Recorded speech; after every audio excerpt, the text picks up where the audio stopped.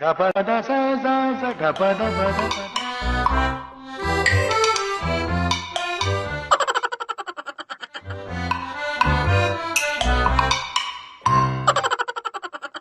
Powder Nirma, washing powder Nirma, दूध सी सफेदी निरमा से आई, रंगीन कपड़ा भी खिल खिल जाए, सबकी पसंद निरमा, वॉशिंग पाउडर निरमा, निरमा।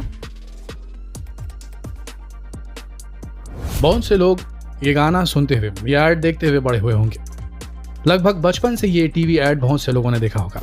एक टाइम पर तो ये लगभग हर इंडियन की जबान पर चढ़ गया था। उस वक्त वॉशिंग पाउडर मतलब निरमा ही होता था।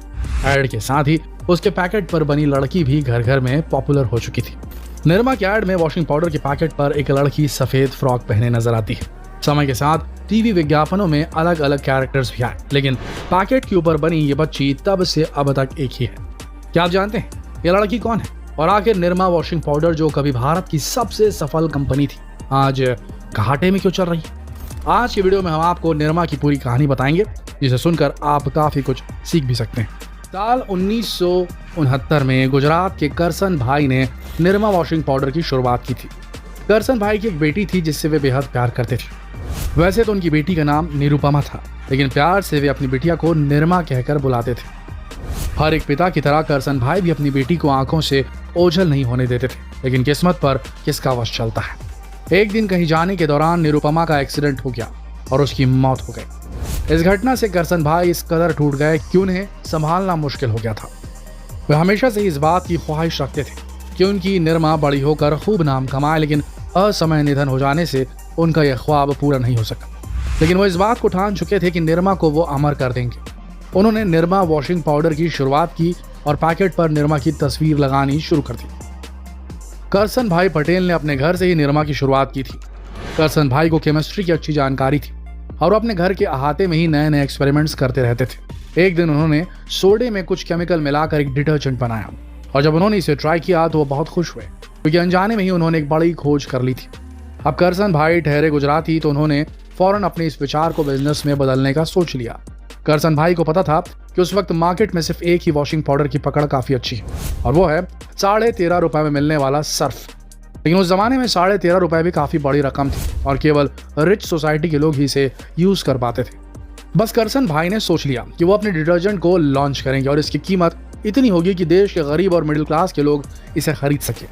करसन भाई ने अपने पाउडर की कीमत रखी 3.5 रुपए। इसके बाद करसन भाई का इसे लोगों तक पहुंचाने का संघर्ष शुरू हुआ। करसन भाई सरकारी नौकरी करते थे और वो खुद साइकिल लेकर घर घर जाकर अपने डिटर्जेंट पाउडर को बेचते थे। इसके साथ ही वो अपने प्रोडक्ट के लिए मनी बैक गारंटी भी देते थे। अगर किसी को डिटर्जेंट पसंद ना आए तो पैसा वापस। ये उनकी सेल्स स्ट्रैटेजी थी। धीरे धीरे करसन भाई की मेहनत रंग लाने लगी और लोगों को उनका प्रोडक्ट पसंद आने लगा। इसके बाद उन्होंने कुछ सेल्समैन भी रख लिए और वो सीधे शॉप पे अपने प्रोडक्ट्स को रखवाने लगे। लेकिन उस वक्त सर्फ की पॉपुलैरिटी इतनी ज्यादा थी कि लोग उसके अलावा किसी और प्रोडक्ट को लेने के लिए तैयार ही नहीं थे। यहाँ तक कि दुकानदार भी बहुत कम दाम में निरमा को खरीदते थे। करसन भाई को ये बात समझ आ गई कि मार्केट में पहले डिमांड क्रिएट करनी पड़ेगी। जब डिमांड बढ़ेगी तो प्रोडक्ट की कीमत भी अच्छी मिलेगी। बस करसन भाई ने मार्केट से अपना पूरा स्टॉक उठवा लिया। ये एक बहुत बड़ा रिस्क था। टीम को लगा कि करसन भाई अब हार मान चुके हैं और निरमा अब जल्द ही बंद होने वाला है। लेकिन करसन भाई के दिमाग में कुछ और ही दौड़ रहा था। उन्हें अपने प्रोडक्ट के ऊपर पूरा भरोसा था। जब मार्केट से निरमा पूरी तरह खत्म हो गया, तब उसी महीने लोगों ने टीवी पर एक नया ऐड देखा, निरमा वॉशिंग पाउडर का। ये ऐड बहुत पॉपुलर हो गया। दूध सी सफेदी निरमा से आई, रंगीन कपड़ा भी खिल खिल जाए, सबकी पसंद निरमा, वॉशिंग पाउडर निरमा, निरमा।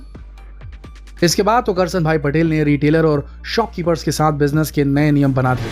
जो व्यापारी कल तक निरमा खरीदने को भी तैयार नहीं थे, वो अब लाइन लगाकर और पहले पेमेंट करके स्टॉक उठाने के लिए तैयार हो गए। और बस इस तरह निरमा मार्केट का एक एस्टैब्लिश्ड ब्रांड बन गया। और 1988 तक निरमा ने इंडिया के 60% से ज्यादा मार्केट को अक्वायर कर लिया था। उस वक्त हर महीने 1.7 लाख टन निरमा का उत्पादन होता था, जो कि अपने आप में एक रिकॉर्ड है। निरमा की सफलता के पीछे कुछ खास रीजंस थे। जैसे पहले तो ये बहुत ही इनोवेटिव प्रोडक्ट था।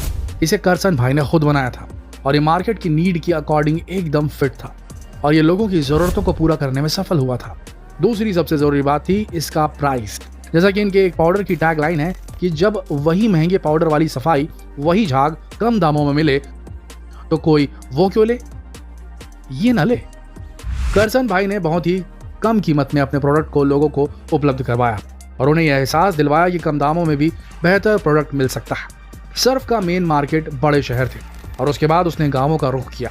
वहीं निरमा ने अपना बिजनेस गांवों से स्टार्ट किया और उसके बाद वो शहर के लोगों तक पहुंचा, क्योंकि करसन भाई जानते थे कि इंडिया की आधी आबादी गाँवों में रहती है और उन्होंने अपने प्रोडक्ट को सबसे पहले गाँवों में पॉपुलर किया। इसके अलावा निरमा में पैकेजिंग पर ज्यादा फोकस नहीं किया गया, क्योंकि करसन भाई जानते थे कि लोग उस समय पैकेजिंग पर नहीं क्वालिटी पर फोकस करते थे। तभी निरमा का पैकेट एक सिंपल सफेद पॉलिथीन में आता था। इन्होंने प्रमोशन के लिए जो तरीका अपनाया वो बेस्ट था। उनका एड लोगों के दिलो दिमाग में बस गया। इसके बाद निरमा ने अपने कई और प्रोडक्ट भी लॉन्च किए, जिसमें सुपर निरमा और Nirma bath soap. Nirma bath soap का एड भी आपको याद होगा, वो जिसमें सोनाली बेंद्रे आती थी।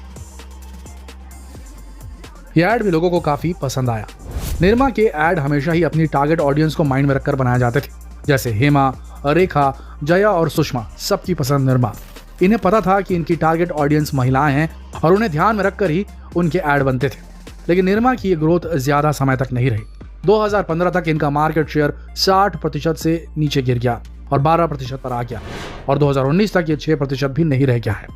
निरमा कंपनी अब लोगों की पहली पसंद नहीं रह गई है। इसका सबसे बड़ा रीजन तो यही था कि अब मार्केट में काफी सारी कंपनियां आ गई थी और निरमा उनसे कंपटीशन नहीं कर पा रही थी। इसके इनोवेशन भी कम हो गए थे। इसके अलावा एक कारण और था। दरअसल निरमा हमेशा गरीब और मिडिल क्लास को ही टारगेट करती थी, लेकिन 2010 के बाद इंडिया के मार्केट में काफी बदलाव आया। अब लोगों का रहन सहन पहले से काफी बेहतर हो चुका था और अब वो पैसे खर्च करने से डरते नहीं थे। अब लोग सस्ते के फेर में न पड़कर बेहतर चीजों को यूज करना पसंद करने लगे थे और निरमा ने ना ही अपनी स्ट्रेटेजी चेंज की और ना ही कोई नया प्रोडक्ट लॉन्च किया। उन्होंने पैकेजिंग पर कोई ध्यान नहीं दिया, जिसके चलते लोग आज धीरे धीरे निरमा का नाम भी भूलते जा रहे हैं। दोस्तों, जो लोग खुद को दुनिया के साथ नहीं बदलते, दुनिया उन्हें भुला देती है। ऐसा ही कुछ निरमा के साथ हुआ। ये जानकारी आपको कैसी लगी कमेंट सेक्शन में जरूर बताएं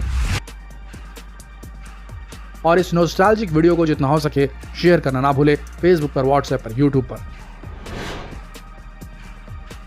मिलते हैं कल एक और दिलचस्प वीडियो में एक और दिलचस्प कहानी के साथ। तब तक के लिए आप सबका इस वीडियो के अंत तक बने रहने के लिए दिल से धन्यवाद।